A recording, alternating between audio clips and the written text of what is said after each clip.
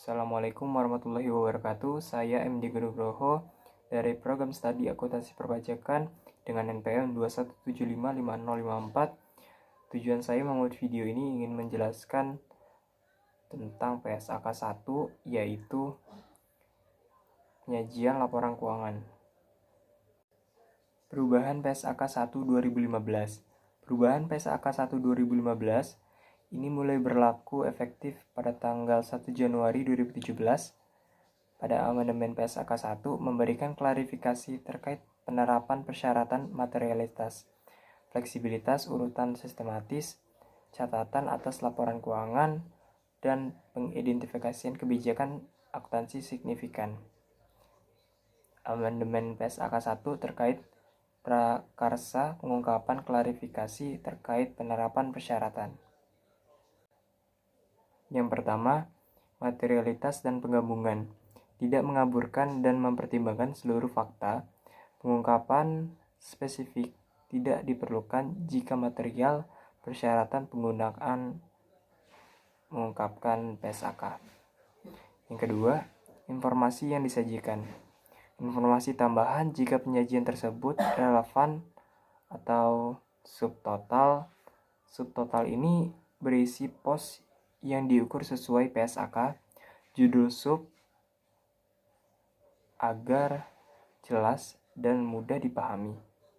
Disajikan konsisten antar periode, tidak mengutamakan subtotal, rekonsiliasi, jumlah total dan subtotal. Yang ketiga, struktur catatan atas laporan keuangan.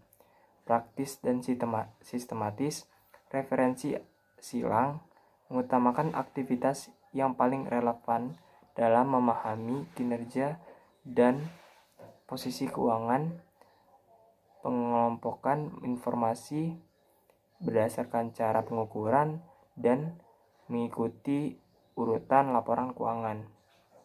Dan yang keempat atau yang terakhir, mengungkapkan kebijakan akuntansi, menghapus panduan mengidentifikasi kebijakan akuntansi. Penyajian laporan keuangan. Laporan keuangan adalah suatu penyajian terstruktur dari posisi keuangan dan kinerja keuangan suatu entitas. Manajemen entitas bertanggung jawab atas penyusunan dan penyalinan laporan keuangan.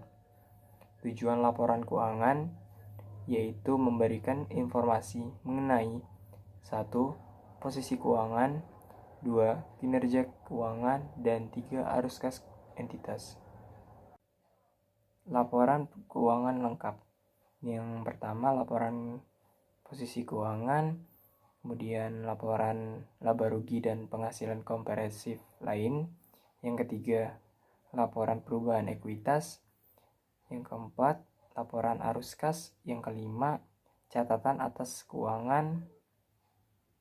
Yang keenam, informasi komparatif periode terdekat sebelumnya. Dan yang terakhir, laporan posisi keuangan pada awal periode terdekat sebelumnya.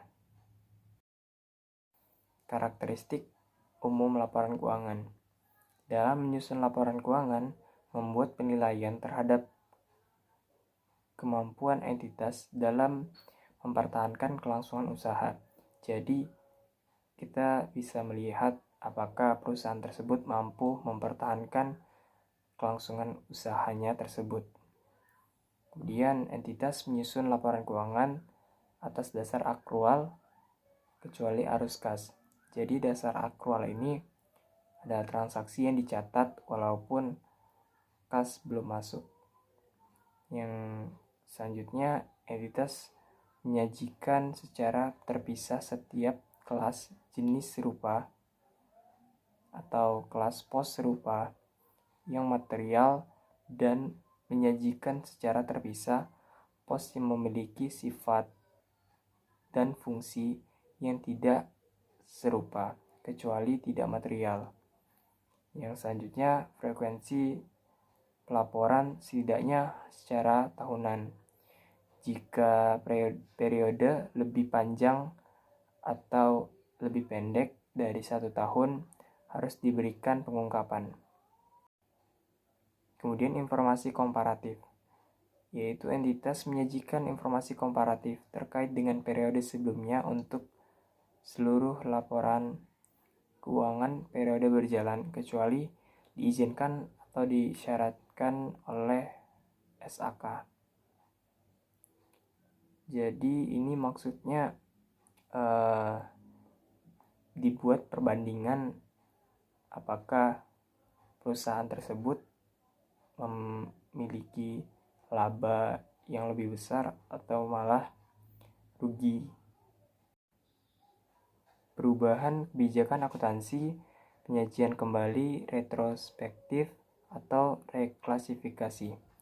Entitas menyajikan laporan posisi keuangan ketiga pada posisi awal periode sebelumnya sebagai tambahan atas laporan keuangan komparatif sebelum, jika yang pertama yaitu entitas menerapkan kebijakan akuntansi secara retrospektif, membuat penyajian kembali retrospektif atas pos-pos dalam laporan keuangan atau reklasifikasi pos-pos dalam laporan keuangan. Dan yang kedua, penerapan retrospektif, penyajian kembali retrospektif atau reklasifikasi memiliki dampak material atas informasi dalam laporan posisi keuangan pada awal periode sebelumnya. Entitas menyajikan 3 laporan posisi keuangan, yaitu akhir periode berjalan, kemudian akhir periode sebelumnya, dan awal periode.